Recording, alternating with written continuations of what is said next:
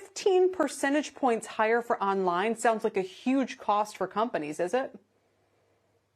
Oh, it's an enormous cost for companies. And to answer Brian's question, where do those underwear parts go? They go right in the trash unless they're still sealed in the original packaging. So the loss on them is even higher than the 60% reduction in value that you were just talking about.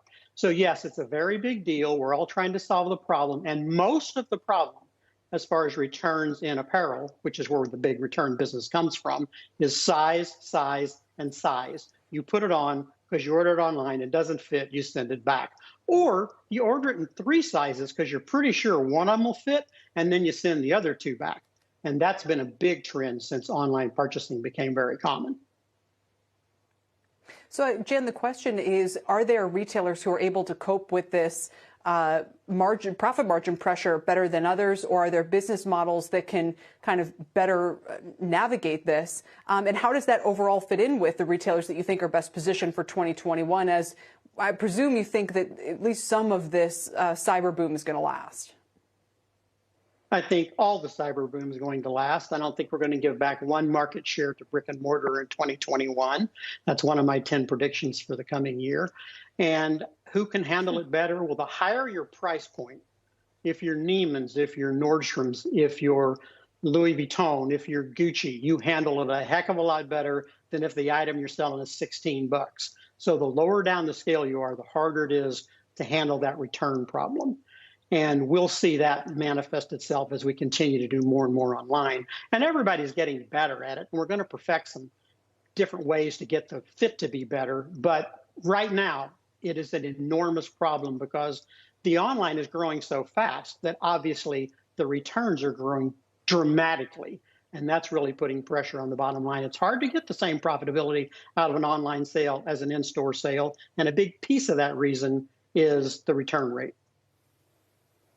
It reminds me a little bit of what the CEO of RH was saying the other day, that he thinks a lot of stores are giving too much away in their haste not to lose customers online, that they haven't really figured out how to make that a viable business going forward. I want to just ask you, because you do have a bunch of predictions here, and like you said, it's pretty provocative. You think they're not going to lose a point of market share back to physical next year, that online's going to be that strong.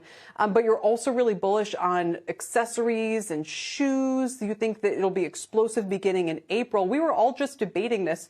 Now that we've gotten over the vaccine euphoria, when are things going to normalize? When are we going to stop wearing masks? When do we know if we've hit herd immunity? Isn't April a little bit optimistic at this point? What if we don't get to that point where we're ready to get out of the house again safely until the fall? Okay, I'm not an immunologist, but I'm a really good retail psychologist. And I can tell you that I was at Garden State Plaza the day before Christmas Eve, and the place was a mob scene. There were 200 people in line just at the Apple store. So people are willing to go out and shop again, and they're going to be willing to go out and shop again this spring. And the more vaccinations there are, and as the rate starts to fall on COVID, they'll be even more willing to, because they've all got cabin fever.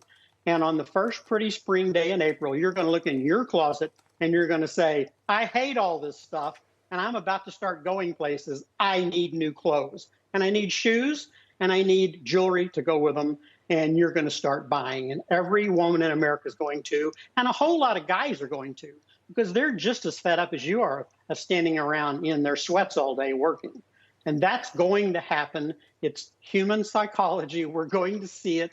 We always see it after any kind of suppression of need, and it's going to blow up. We're going to see a huge boom across, as long as they can spend.